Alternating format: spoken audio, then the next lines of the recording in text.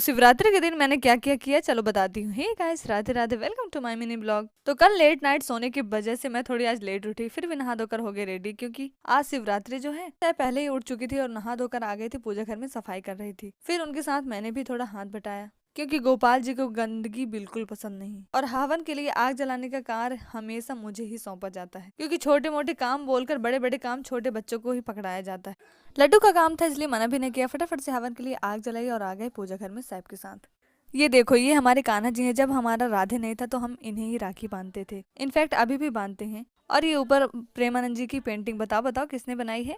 फिर हमने सैफ के साथ मिलकर पूजा करी और आटे से दीपक बनाई थी मैंने। हमेशा सैफ बनाती है, आज मैंने कहा मुझे भी सिखाओ और फिर तुलसी माता के पास जलाकर आई। हवन की आग मैंने इतनी अच्छी जलाई थी कि क्या ही बताऊं। फिर बारी बारी से हमने सैफ के साथ हवन किया, पहले सैफ ने किया फिर मैंने हवन किया। और अगर हवन को लेकर आप पूरे घर में घुमाते हो, इससे इतनी पॉजिटिविटी बढ़ती है कि आप सोच भी नहीं सकते, और घर आपका इतना पीसफुली फील होगा कि क्या ही बताऊं।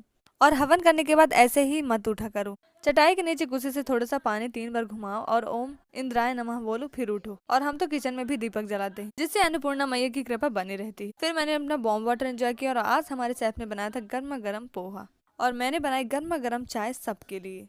फिर मैं, सैफ और दीदी आ गए थे किचन में। हमने सोचा फटाफट से खाना भी बन जाएगा और हम सबकी गप्पे भी लग जाएंगी। क्यों, ठीक दिमाग लगाया ना। और इन दोनों का कहना था कि ये दोनों सबसे बड़ा बड़ा काम कर रहे हैं और सबसे छोटा काम मुझे दिया गया है, सारे खाली पड़े डिब्बों में सारे सामानों को अच्छे से भरना बिना गिराए। वाह भाई वाह, ये सही है।